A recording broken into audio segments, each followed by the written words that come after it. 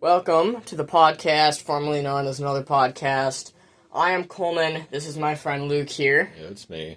We are sorry that we were not here last week to post another amazing episode, but It's already been so long, I don't even remember how to do this. Yeah, I see what you mean, but I'm not doing it right. I'm drinking the coffee now instead of like before. Yeah. I mean, this is one of those things to just prove that I'm a grown-up, I'm drinking coffee, so. Even though we all know he's not a grown-up yet, just like me. What? Anyway, we are sorry for not being here last week to post another episode. But we're not that sorry. Let's not just exasperate our apologizing. Honestly, we're more sorry to ourselves that we didn't get to record one, because we really enjoyed this. Yeah. We must, if we still do it. I know, yeah. True fact. Anybody else making a podcast would have already been, like, millionaires. So yeah. We must be doing something wrong. We were obviously doing a whole bunch wrong, but I think we're just going to keep doing it anyway. Yep. So, we have something to talk about... Do we? Darth Vader's lightsaber. Okay, well, it's not... Okay, yeah, it is about Darth Vader's lightsaber, but it's about the broader subject of lightsaber escalation. And I don't know. Okay, so lightsaber escalation. Like, bear with me here. When Star Wars started out, it was enough to just have a lightsaber. That was okay.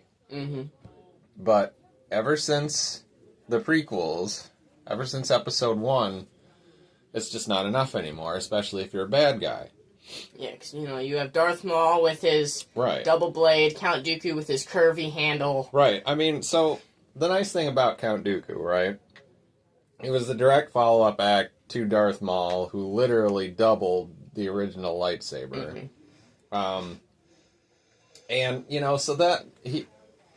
Darth Maul set the bar incredibly high. And what's nice about Count Dooku, I feel like, is that they did do something different, but it was kind of subtle, It was just, okay, we'll give him a curved handle. That'll be different. But it's still basically, in a lot of respects, a regular lightsaber.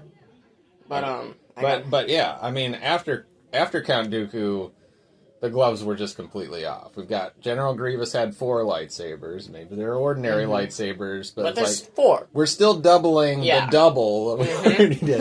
Then Palpatine has the gold handle. Okay, well, but that's just normal lightsaber. I'm not, I'm going to pretend like Palpatine's not even part of this.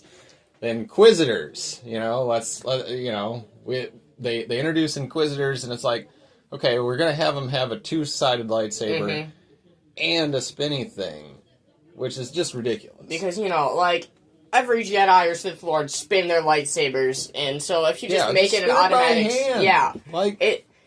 Okay, for the people that are listening, if we haven't talked about this, but me and Luke both dislike Inquisitors in general, I feel like. In a way, I don't feel like I know enough about them. But, in principle, yes. I've always kind of disliked the idea that there were Inquisitors when, the rule of 2 used to be something that was kind of important, and... Now there's, dozens. Yeah, it's just like, I don't care that they're not officially called a Sith, it's just like, you're still...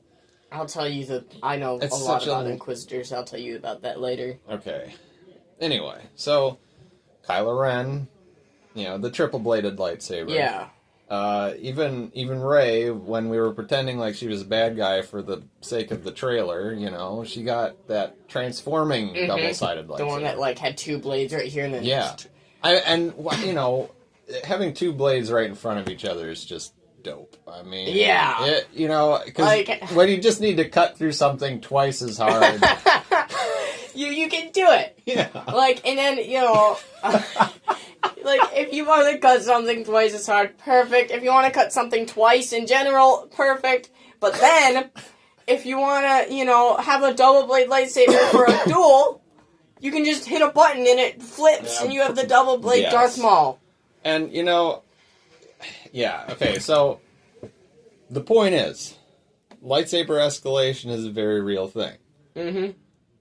So my hypothetical, if you will, and I came to this conversation with none of my own preparation and not letting you prepare for it either, is supposing Darth Vader was a new character today, and they had to give him a lightsaber after all these decades of lightsaber escalation, what then would they do?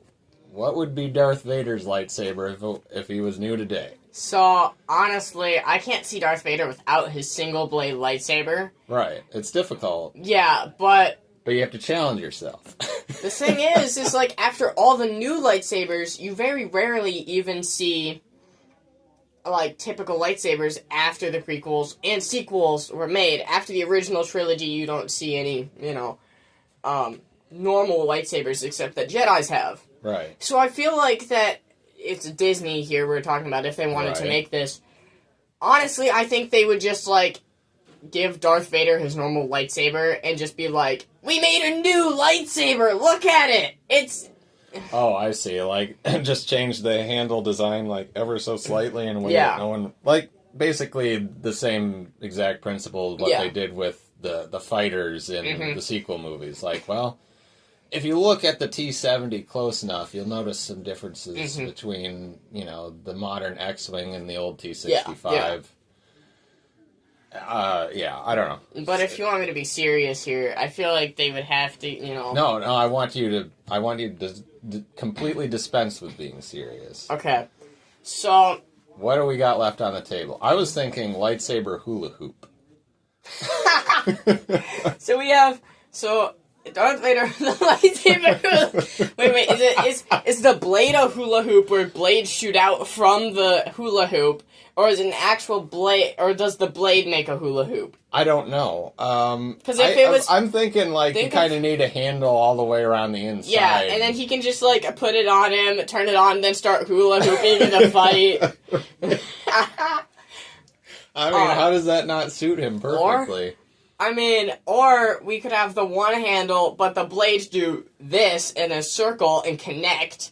So it's a one handle, but it's a big circle in the end, and so you're just like... Oh my, yeah. You can't do any tricks with it. Yeah. But well, we have... He's not a tricky... No, he doesn't do flips. He's just... Yep. Well, we're sorry. We got interrupted there for a second. Technical difficulties, more paperwork, you know how it is. Yeah. Paperwork will not wait. No.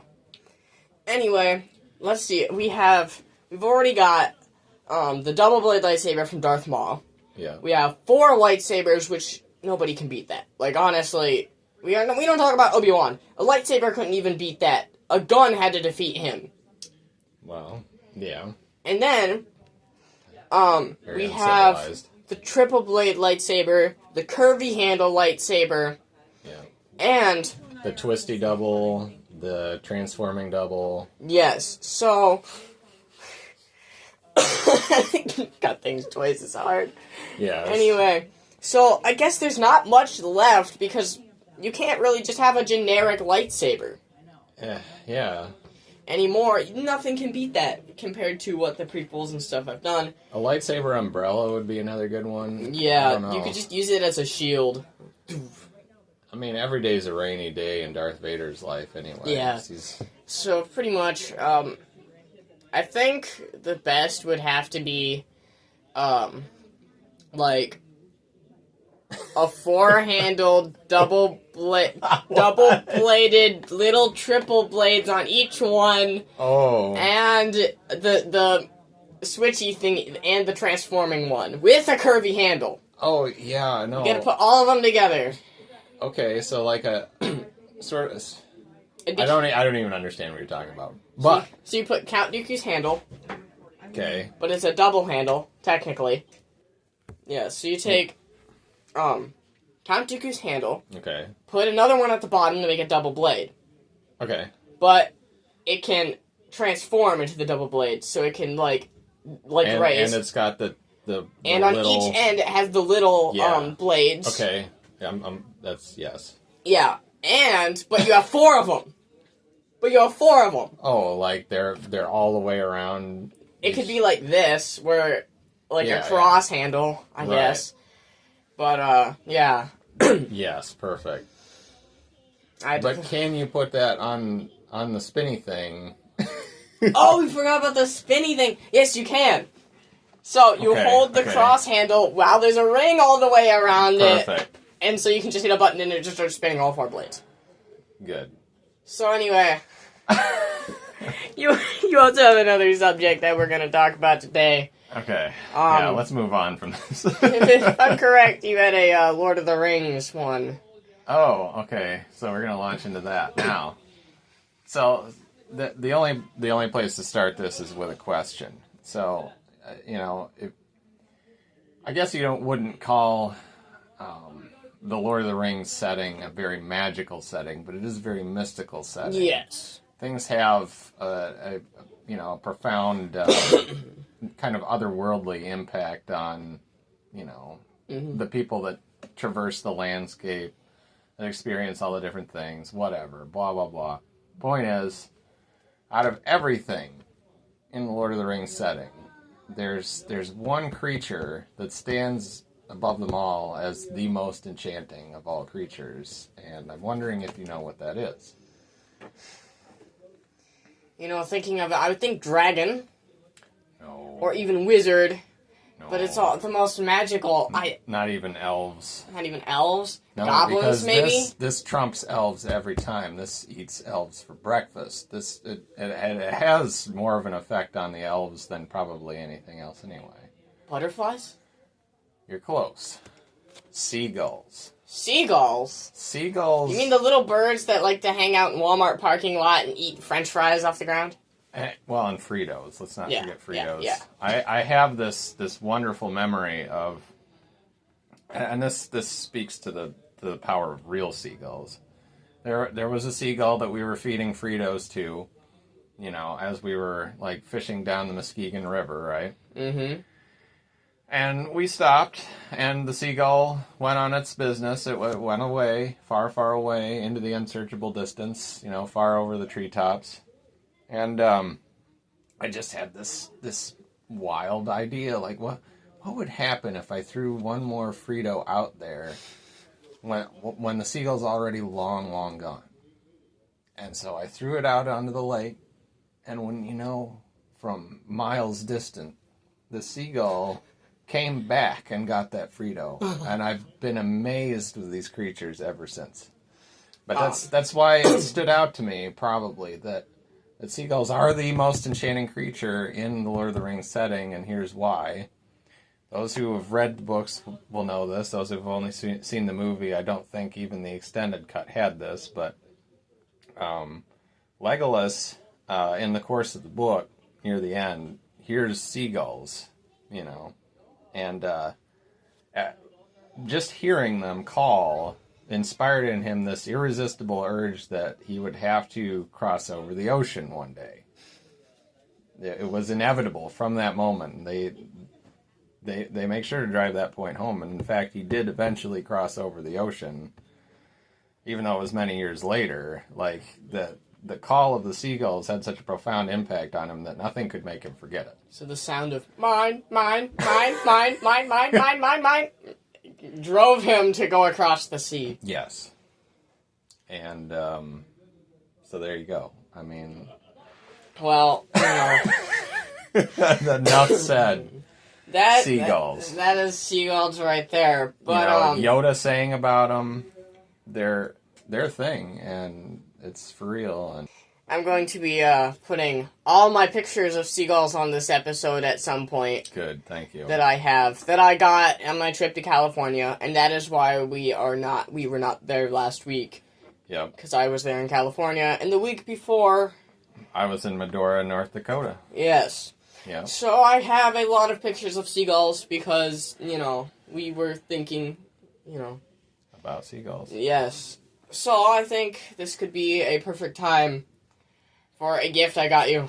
Okay. For one, we got the, this here. This one's mine. But a Lord of the Rings thingy-majiggy. It's like a mystery box thing that you open up and there's something inside it. Wow. What? Yeah. I don't entirely know what's in there. Well, thank you. I don't even know how to open it. Okay, extreme force does nothing. What do you want me to do? Do you need me to open this before the episode is over? Well, you can, but Oh, we got a letter that. opener. Yeah, we got the letter opener. We have a letter opener because of all the paperwork we do. Yes, because we do a lot of paperwork. even if the paperwork is not for our podcast, we do a lot of paperwork. Yeah. This is possibly impenetrable. There's a tear thingy right there. What? It tears right there, Luke. Oh. You just... My old eyes couldn't detect that. There you go. Started. Okay. Yeah. I'm gonna do that for mine. Easy. So I got a Harry Potter one. Uh-oh. It's double wrapped, no wonder. It's double wrapped. Yeah. Well, of course, it's gotta be. Can I get it? I can. Here. Here's the letter opener. So, we will tell you what we got in a moment while we are opening this. Assuming gift. we even know what it is. Yeah. I mean, I should know what mine is. Considering it's Harry Potter. Well, it's like a whole bunch of stuff. So, that could be scary. Within the wrapping is yet more wrapping. I'm guessing this is like... No. I don't really know what any of it is, so... Okay, here... So here... Yep, here's my more wrapping. Yeah, oh. I got like a... I guess this is just a quarterstaff. Must be maybe a walking stick for a dwarf or something. It's squarish, so I'm definitely thinking dwarf. There's hair and a map in here. Oh. You got more stuff. Oh. There's stuff inside the wrapping. Yeah, this is a... I got, like, candy stuff from Honey Dukes from Harry Potter. I could open this up, but I'm not sure if I want to, mainly because I kind of like the packaging. Yeah. They've got some nice packaging here. Yeah. I didn't think I got to tear mine open to get the stuff out. I didn't think they would actually put candy in this stuff. I don't think it's real candy, though. This is like a whole... Ooh. Maybe this is dwarfish lipstick. Yeah. Dwarfish lipstick. Yeah. Oh, yeah. See, it's got like the... It's got like candy from it. Not real candy, but... Oh, it does kind of show you how to put it together. Oh, the quarterstaff is not a quarterstaff. It is an axe. You just have to attach the blade yourself. Oh, okay. Way too real sharpener. It's like got a sandpaper edge. That's so weird. Yeah, so it's like an axe with a stand. That's really cool. Well, thank you. I don't know exact. I think that's the blade right there. Ah. Maybe this is a letter opener. Another letter opener.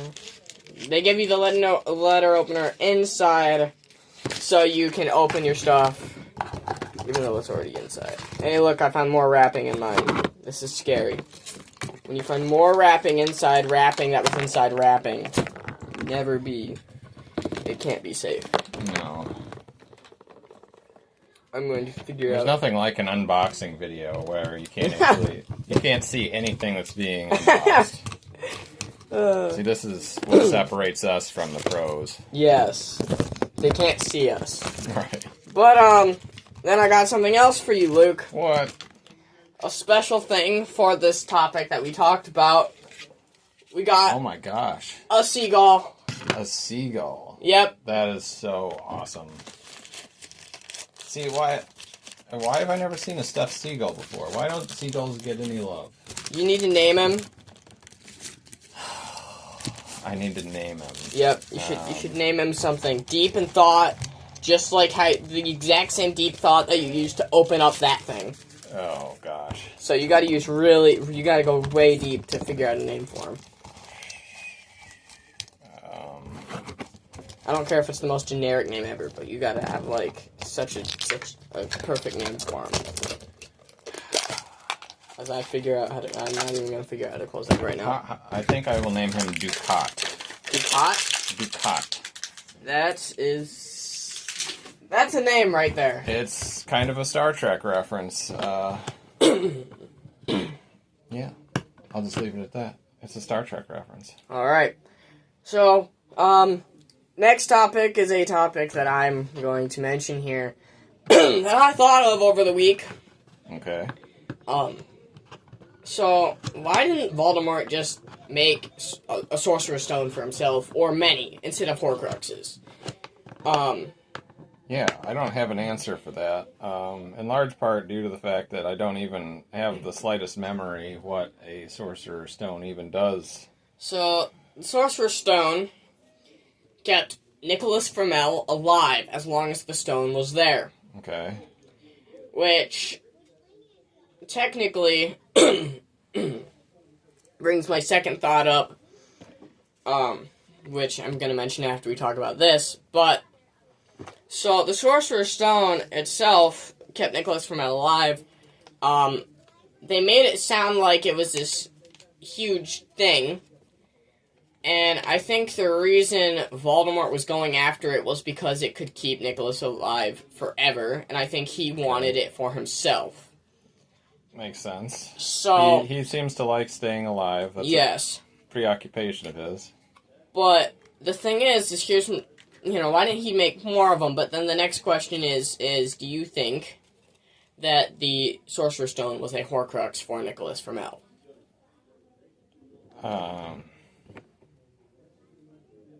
What the? I just stumped him. Who in the world is Nicholas Flamel? We don't really know. It's just kind of there. He's a famous wizard, and he died at the end of the first book and movie. Packaged meat? I don't know. Okay. Probably. All right. I'll accept that answer. So, knowing as much as I obviously do, I will state unequivocally that yes, of course, it was definitely a Horcrux for Nicholas Flamel. And beyond that, I think more than likely the reason that Voldemort didn't just make one of those instead of a Horcrux is just couldn't find a good enough recipe. Obviously, he wanted it for his own, which makes me think that it wasn't a Horcrux, but in a way I think it was, because if it wasn't a Horcrux, then Voldemort already has 7 of them. He knows he has 6 of them. He didn't know he had the 7th. But Harry was the 7th. But anyway, he didn't know he had 7, he knew he had 6, but he wanted something more than just a Horcrux to keep him alive, so I'm assuming... Sure, you take out multiple insurance policies when you're a Dark Lord. I was assuming that he wanted it because it was something more than a Horcrux. So my thought was, why didn't he just make it himself? Yeah. But... Well, the thing is, he probably was looking up recipes for a Sorcerer's Stone, couldn't find any, because he didn't realize he was supposed to be looking up recipes for a Philosopher's Stone. Yes. This is the only thing that I know about the Sorcerer's Stone, is that the name of it is very contentious, depending on whether you're American or Brazilian. You mentioned that when you go across the Canada border, there's a sign that says, "You are now in Sorcerer's Stone territory." Oh, I can't remember that kind of thing. It's too long ago. I was just trying to wrap my head around it, because I was like, it could be a Horcrux for Nicholas Flamel, but I think Voldemort wanted it because it was something more. But then I just thought of something that I forgot about, that Dumbledore and Nicholas Flamel specifically made it. So nobody knows how else it was made except for Dumbledore and Nicholas. So I think Voldemort wanted it to figure out how they made it so he could make one himself. Oh, so there weren't any recipes available no matter what it was called. It was Dumbledore and Nicholas's own recipe that they made. Do you think maybe they fought about it? Like, that Flamel guy was like, I want to call this a Sorcerer's Stone. And Dumbledore was like, no, we're going to call it a Philosopher's Stone. And it's like, no, we're definitely not. We're going to call it a Sorcerer's Stone. And back and forth. Maybe that suffices to explain the name thing. I don't know. Probably. So, anyway. Yeah, I don't think they. I'm assuming they probably argued about the names a little bit, but Yeah. I do have to mention one thing before it's all said and done here. We are going to start something up called the comment of the week. Right. It is where it doesn't matter what episode you comment on or what, we pick and choose which comment it is. It doesn't have to be from that week, but it doesn't matter. We just find the best comment, funny comment, stupid comment, I don't care, whatever one it is. We pick the best one, and we will mention it in an episode. Yeah. And so from next episode, we will start having a comment of the week. So please comment, because we are going to want to actually have a comment to say for next week. There is one comment. Yep. And if we can always just repeat that comment every week, I guess. Yep, but, until we get a new one. Yep. So, please comment away. Preferably, yeah. So you don't hear the same thing, and we don't have to say the same thing over and over and over and over again. Not that we wouldn't love to do that. I mean, yeah, but, it's debatable. It would get boring after a little while. But for some people, yeah. Yeah. So, please comment away. But I don't think we have anything else. Do you have anything else? Oh, heavens, no. So honestly, we've done better episodes, but this one felt kind of rushed, honestly. A little bit felt kind of rushed, but... No, we were very thoughtful. Yes, we were. we thought. Yes. But anyway, I think this is a wrap. Yeah, definitely. Well, I'm Coleman, this is my friend Luke here, and we are signing out. Bye.